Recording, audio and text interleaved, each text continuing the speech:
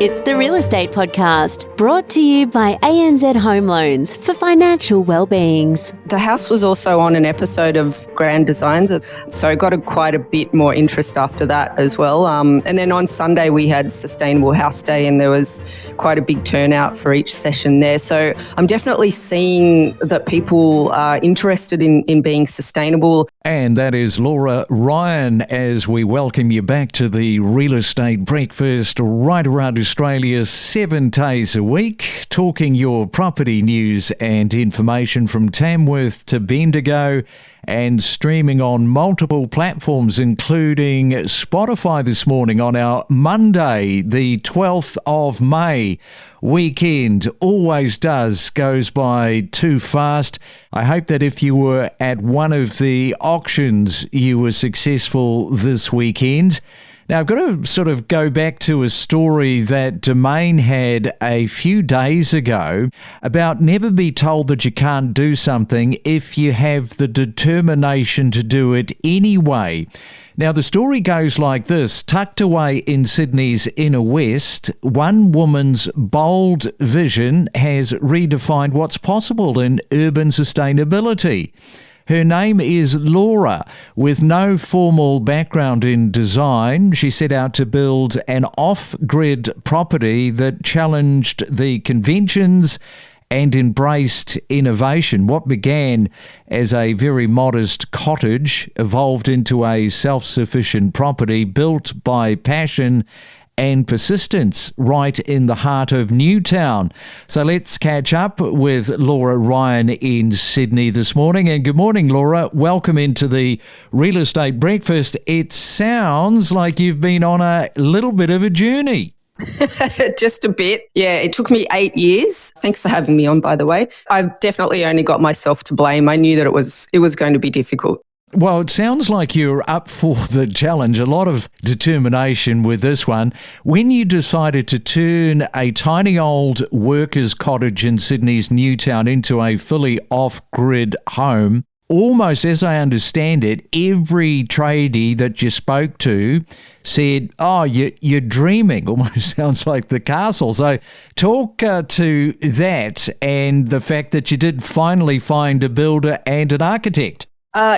So the goal was to be as sustainable as possible on a very small block, because most of us live in the city on very small blocks, and we also don't have, millions and millions of dollars to, build huge houses in Byron Bay that are sustainable. The whole goal was to try and see how sustainable I could be on the smallest and worst possible block possible. Yeah, only 104 square metres, and, every architect and engineer and tradie that I spoke to, essentially told me that what I was trying to do was too difficult, going off grid for the sewer, so not connecting my toilet to the sewer and using my own water, and then going off grid for electricity. They just said the space was too small. So how sort of disillusioned were you? Because you spoke to many builders, architects, and they're all saying, you're dreaming, it's not going to work until you actually did find the right people.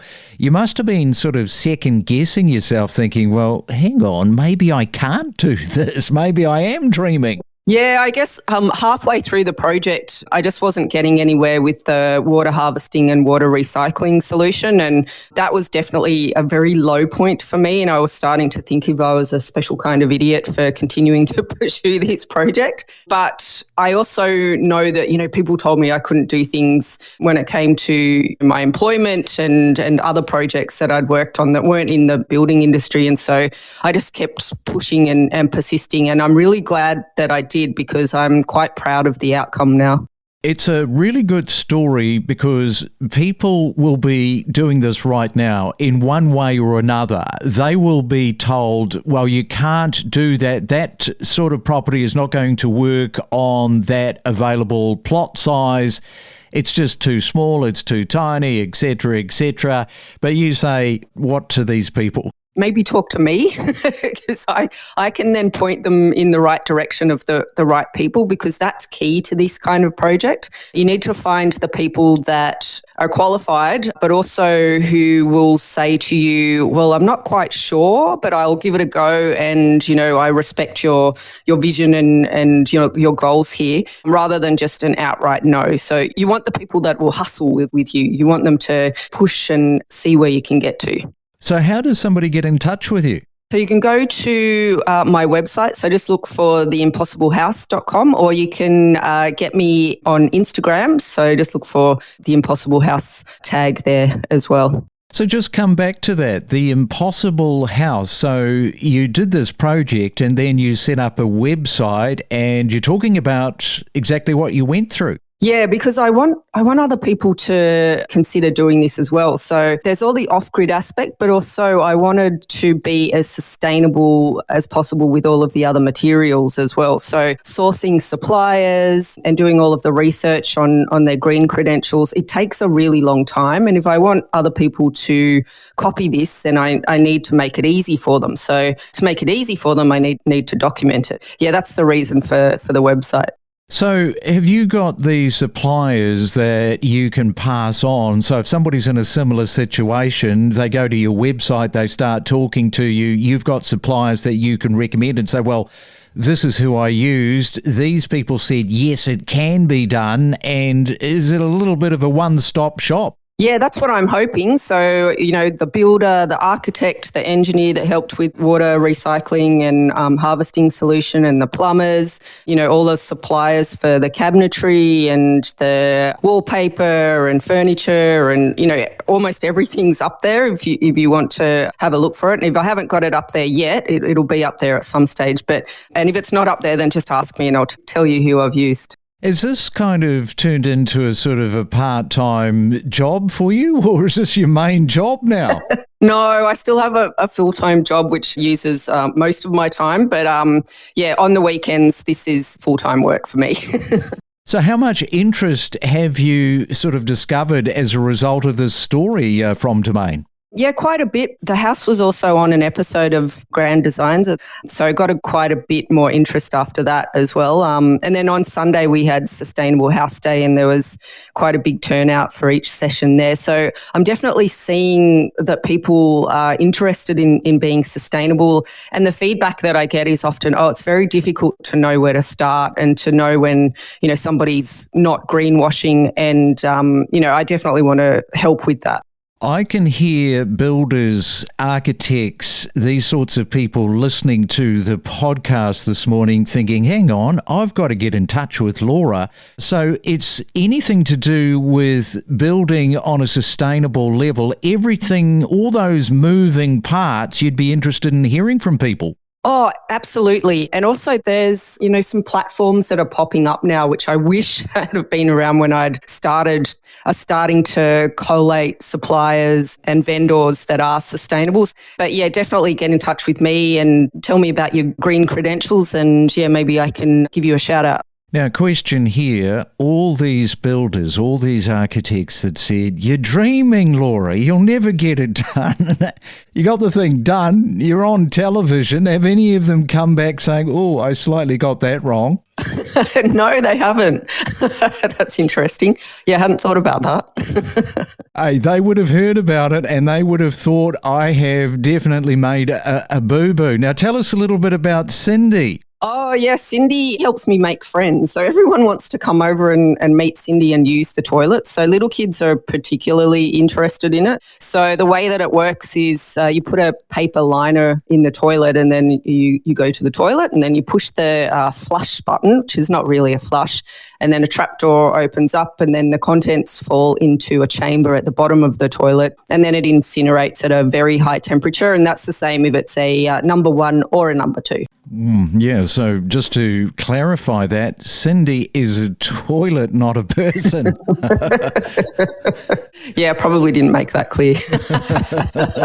Everybody's coming to check out Cindy. Now, talk a little bit about the prefab of this, because all of your walls, they went up in a day, delivered by a truck, precision cut, low waste, high impact. Yeah, I love prefab because it's cost effective because, well, one, I knew exactly what the bill was going to be. So there was no blowout in terms of costs. And then the waste minimisation and the fact that you can, select materials that you want to be used in the build, the precision in terms of how the building fits together. So you get less leaks.